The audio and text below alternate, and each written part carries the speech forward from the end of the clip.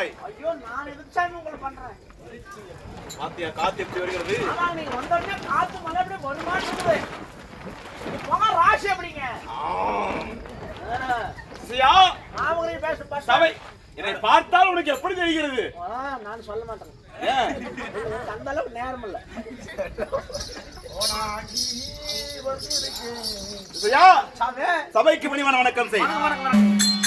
சபையில் நான் வந்திருக்க முடியாது.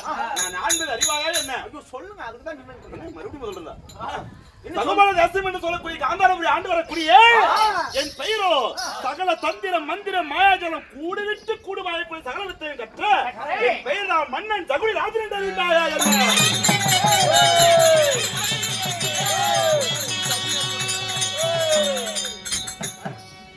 என் பெயர் ஆமா மந்திரம் தந்திரம் மாயாஜாலம் கூடு விட்டு கூடு வாய்டா. கூடு விட்டு ஊடு பஞ்சா வேலாயிரம் எண்ணி விட மாட்டாங்க. வாயெலும்பையா எதற்காக என்ன குழந்தை அழுது சத்தம் கேட்கிறது? அந்த குழந்தையா பாடா படுத்துறீங்க பாப்பா. கொடுக்க வேண்டியது கொடுத்தா குழந்தைய அழுவுது, கொண்டு பக்கெட்ல ஊத்துறீங்க. ஏய் என்று தமிழ்நாட்டில் நான் இருந்தாலும் தந்திரம் தந்திரம் மாயாஜாலம் கூடு விட்டு கூடுவாய் விட்டியெல்லாம் கட்டல் அல்லவா?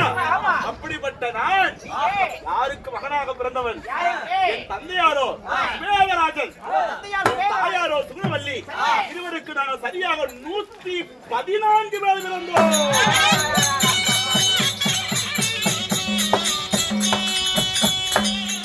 104 ஆண் மக்கள், 10 பெண் குழந்தைகள். 114 பேர் மொத்தம். கண்டார ஒரு 300 ஆள் வந்தா 1 அடியில கஞ்சி வடிக்கிற சிப்பி தலை மேல கண்டாரோடியா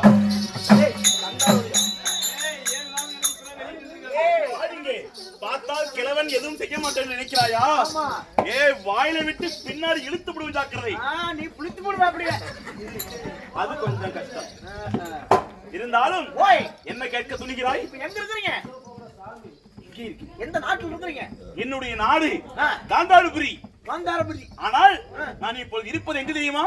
அஸ்தினாபுரத்திலே மன்னன் துரியனுக்காக அடிபணிந்து தாயோடு பிறந்த தாய்மாமனாகவும் நல் மந்திரியாகவும் அவனுக்கு இல்லாததையும் பொல்லாததையும் சொல்லிக் கொடுத்து கூட இருந்தே குடிபறிக்கக்கூடிய தகுதி மாமன் நான். நீ வந்து கூட இருந்து குடிபறிக்கிறாய். சரி சரி சரி சரி ஏறி சரின்னு கேட்க கூடாது. ஏழா சரி ஏன் அத்தன் வா கேக்குறனல்ல எதுக்கு அடிச்சிட்டு பண்ற? ஏழா சரிங்கள். ஆமா ஏன் காந்தார முட்டிமே இங்க வந்து நிக்கிற? அஸ்தினாபுரத்துல காந்தார முட்டை காந்தாரம் இல்லப்பா. காந்தாரம் இல்ல. அந்த கிழவன் எதுக்கு வர சொன்னீங்க? கதை அப்படி சொல்லி விளக்கமா தெரியாது. அப்பதான் இந்த புண்டவானுக்கு சரியான இது முகரை பாரு. பல்ல சரையாட்ட கழிச்சுக்கிட்டு தப்புனா அப்படி அன்னை பெருமையாக சொல். அதான் சொல்லு என்னன்னு செப்ரமுண்டியா. ஓஹோ அப்படி இருந்தாலும் நல்லா சொல்லுன்னு அர்த்தம். அருமையா சொல்லணும். சரி சரி அப்படி இருந்தாலும் என்னுடைய நாடு காந்தாரபுரியை விட்டு நான் அஸ்தினாபுரம் வருவதற்கு என்ன காரணம்? இப்பதான் நீ பெரிய புடி மந்திரி. இது ஒரு பெரிய கதை. என்ன ஜோடி போடுகிறாய்? இல்ல அவ்வளவு தூரம் வேண்டாம், நமக்கு சின்ன கதையை சொல்லும் போது. டேய் என்னுடைய உடன் பிறந்த சகோதரிகள் இல்லையா? இப்பதான் சொன்ன இடம் மறுபடியும் யாருன்னு கேக்குற? 10 பேர். 10 பேர். ஆமா நாங்கள் ஆண் மக்களோ சரியாக 104 பேர்.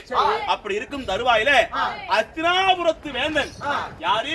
பிதாமகர் பீஷ்மர் ஒரு நாள் ஒரு தினத்தில அஸ்தினாபுரத்து வேந்தனாகிய, அதாவது உலகையே தரிசிக்க தெரியாத குருட்டு வாழ்க்கை வாழக்கூடிய திருதராஷ்டிர மாமன்னனுக்காக பெண் கேட்டு வந்தார்கள். யார? என்னுடைய தங்கையாகிய காந்தாரியை பெண் கேட்ட வந்த பொழுது என்னுடைய தங்கை நான் இல்லாத வேலையில என் தங்கைக்காக திருதராஷ்டிரனை மனமுடித்து அஸ்தினாபுரத்திற்கு அனுப்பி வைத்து விட்டார்கள். அதன் பிறகு என்ன நடந்தது? என் தங்கைக்கு திருதராஷ்டிர மன்னனுக்கு முன்பதாக ஏற்கனவே திருமணம் ஆயிருந்தது. 56 தேசத்திற்கு மேக சக்கராயுவை விளங்கக்கூடிய திருதராஷ்டிர மாமன்னன். அப்படிப்பட்ட மாமன்னனுக்கு காந்தாரி என்ற பெண்ணுக்கு ஏற்கனவே திருமணம் நடந்த விஷயத்தை மறைத்து கல்யாணம் செய்து விட்டார்கள் என்று சொல்லி பிதாமகர் பீஷ்மர் நினைத்தார். அப்படி எப்படி என் தங்கச்சி கல்யாணம் நடந்தது? என் தங்கை பிறக்கும் பொழுதே அவிட்டம் என்ற நட்சத்திரத்தில் பிறந்து விட்டார். ஆமா அப்படி பிறந்தவுடன் நட்சத்திர தோஷத்தால மாலை கட்டி மாலை சூடி மணவரை சுற்றி வரும்போது மாலையிட்ட மன்னவனுடைய சிரமாகப்பட்டது 1000 சுக்காக நொடித்து சிறங்கும்.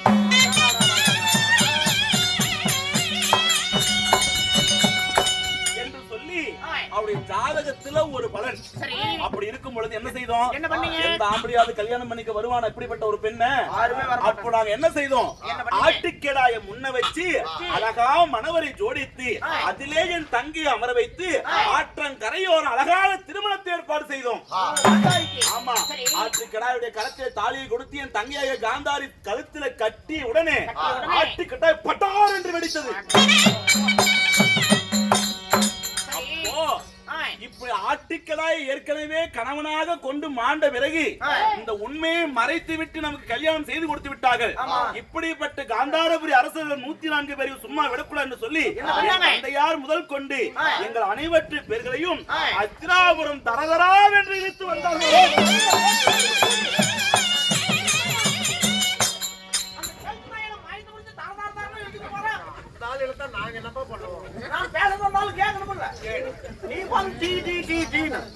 என்ன அடிக்கடி கெழுத்து பூபதி என்கிறாயே? ஆமா, பொட்டிக்காரன் பேரு கெல்ட்டு பூபதி. கெல்ட்டு ஒலியால வைப்பான், அதனால கெல்ட்டு பூபதி. அப்படியா? அதன் பிறகு என்ன நடந்தது? அழைத்து சென்று இப்படிப்பட்ட தக்க தண்டனை உங்களுக்கு கொடுக்க வேண்டும் என்று சொல்லி எங்கள் அனைவற்று பேர்களையும் எங்க அப்பா முதல் கொண்டு 104 அரசர்களையும் கல்லறை சிறையிலே விட்டு அணுவாக சித்திரவதை செய்தார்கள். சும்மா விட்டானா? என்ன பண்ணாங்க? அத்திராபுரத்து கல்லறை சிறையிலே கொண்டு போயிட்டு ஒரு மனுஷ உயிர் வாழணும்னா ஒரு நாளைக்கு ஒரு 3 வேளை சாதம் சாப்பிடணும்.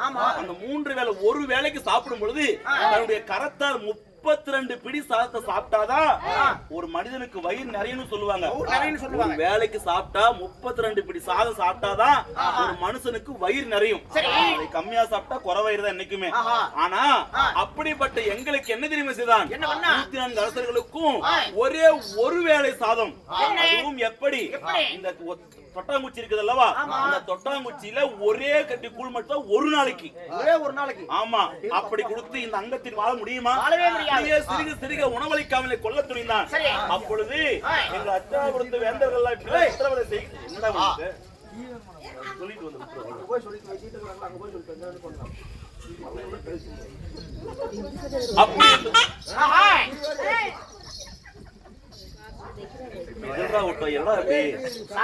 இப்படி பண்றாங்க பரவாயில்லையா?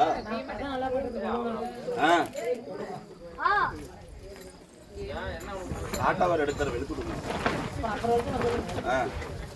கதவை வரும்போது கொஞ்சம் கருத்தா கேட்டுக்கொள்ள நினைக்கிறேன். அதன் பிறகு என்ன நடந்தது? எதுல சொன்னோம்? எதுல சொன்னோம்? இல்ல, நான் கதையில விட்டுட்டேன். தொட்டாங்குச்சி தொட்டாங்குச்சி தொட்டாங்குச்சி அந்த சாதத்தை கொடுத்து நீ கூட்டாங்க அந்த முன்னே தளத்தலையே அடிக்கிறேன். ஒரு தொட்டாங்குச்சி கூழ் மட்டும் கொடுத்து எங்க சிறுக சிறுக கொல்ல செய்தான். அப்போ எங்க அண்ணன் தம்பினால ஒரு ஆலோசித்தோம். என்ன ஆலோசித்தோம்? இவர்களை இப்படியே விட்டால் நம்மளை கொண்டு மடித்து விடுவார்கள். நம்ம செய்யாத நம்ம தங்கச்சி நம்ம இருக்கும் போது கல்யாணம் பண்ணிட்டு போய் நம்ம உண்மையை சொல்லி கல்யாணம் பண்ணிருப்போம். நம்ம இல்லாத போது கல்யாணம் பண்ணிட்டு போனது அவன் தப்பு. அதுவும் இல்லாம நம்ம தெரிஞ்சதுக்கு அப்புறம் நம்மளை கொண்டு வந்து கல்லறை சிறையில போட்டு அடைக்கிறது அது மாபெரும் தவறு. அதனால நான் என்ன தெரியுமா செய்தேன்? 104 பேர்ல யாரு புத்திசாலியோ அவன் மட்டும் உயிர் தப்பித்து இருந்து இந்த அஸ்தினாபுரத்து வேந்தர்கள் பீஷ்மர் ஒருவர் செய்த தவறுக்காக இவன் குலத்தையே வேரோடு கருவறுக்க வேண்டும் என்று சொல்லி மனதிலே ஆலோசித்தோம். அப்ப இரவோடு இரவாக நாங்கள் என்ன தெரியுமா செய்தோம்?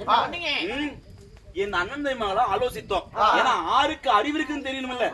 அதனால ஒரு மூங்கில் துண்டு. ஆமா, கல்லறை சரிச்சால் என்ன இருக்க போகுது? எதுவுமே ஆயுதம் இருக்காது. ஒரு மூங்கில் துண்டு. அந்த மூங்கில் துண்டை வைத்து இரவு பொழுது முடிவதற்கு உள்ளாக அந்த மூங்கில் துண்டை துளையிட்டு அழகிய புல்லாங்குழலா எவனாவது செய்யணும். ஆமா ஆமா, எதுவுமே ஆயுதம் எதுவுமே இருக்காது, வெறும் மூங்கில் துண்டு மட்டும் தான் இருக்கும். அப்படி என்று சொல்லி எல்லாம் ஆலோசித்துக் கொண்டிருந்தார்கள். ஆனா அந்த ஜெகனி மாமன் நான் மட்டும் என்ன தெரியுமா செய்தேன்? அந்த கல்லறை சிறையிலே ஆலோசித்து அங்க ஊர்ந்து கொண்டு போனதான் கட்டெரும்பு. அந்த கட்டெரும்பை பிடிச்சு 6 துளைகளை இட்டு அந்த 6 துளைகளை பிடிச்சு கட்டிட்டேன். வலி பொறுக்க முடியாம அந்த கட்டெரும்பெல்லாம் அந்த மூங்கில புடிச்சு இப்படி கடிக்க கடிக்க கடிக்க கடிக்க கடிக்க அந்த மூங்கில் 6 இடத்துல துளை விழுந்து போச்சு. விழுந்த பிறகு காலையில எடுத்து என் அண்ணன் தம்பி இதோ நான் செய்து விட்டேன் புல்லாங்கள் பாருங்கள் என்று கைதிட்டு கண்ணேன். எப்படா செய்தேன்னு கேட்டேன். என் புத்திசாலித்து வந்தால் இப்படிதான் செய்தேன்னு சொன்னத 104 பேர்ல நீயே அறிவாளி. நீ ஒருவன் தான் இவளை பழிக்கு பழி வாங்க முடியும் என்று சொல்லி அந்த 104 தொட்டாங்குச்சி கூலையும் என் ஒருவனுக்கே கொடுத்து விட்டு என் அண்ணன் தம்பிகள் 103 பேரும் கல்லறை சிறையிலேயே மாண்டு மறைந்து விட்டார்.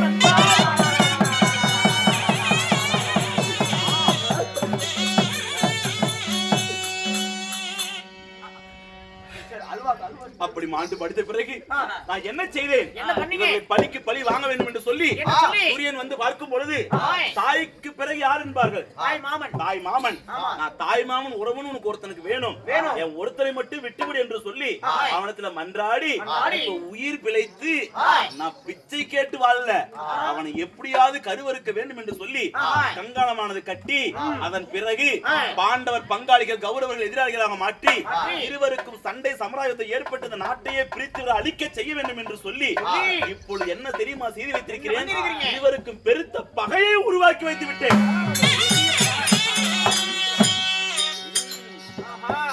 எல்லாம் எதற்காக? இந்த அஸ்தினாபுரத்து வேந்தர்கள் அழியணும்னு. நான் இதுக்குத்தான் வந்திருக்கேன்னு அவங்க யாருக்குமே தெரியாது. ஆமா, கூட இருந்தே குழி பறிச்சு கொண்டிருப்பதனால அவங்க யாருக்குமே இவ்வளவு ஏன் துரியோதனன் நான் சொன்ன கிழிச்ச கோட்டை தாண்ட மாட்டான்டா. அப்பா உருண்டு போயிருவாரா?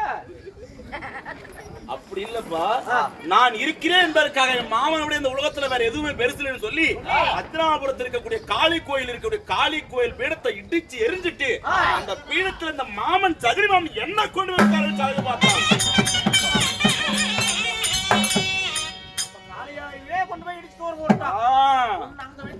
ஆமா, என்ன காளியா இதுல கொண்டு போய் வச்சிருக்கான்.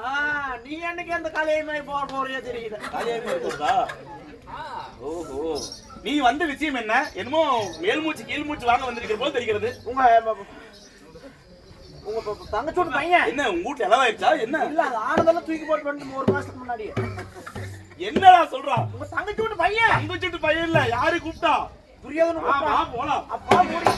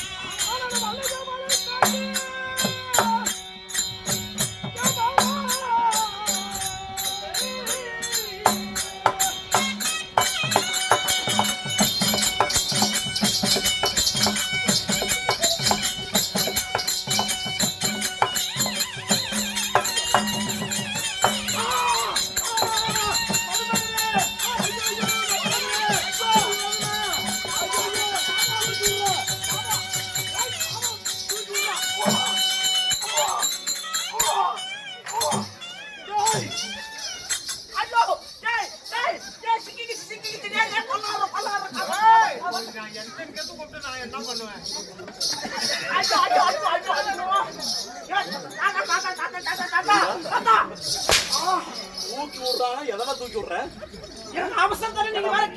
மனுஷனை தூக்கி விடுறானா?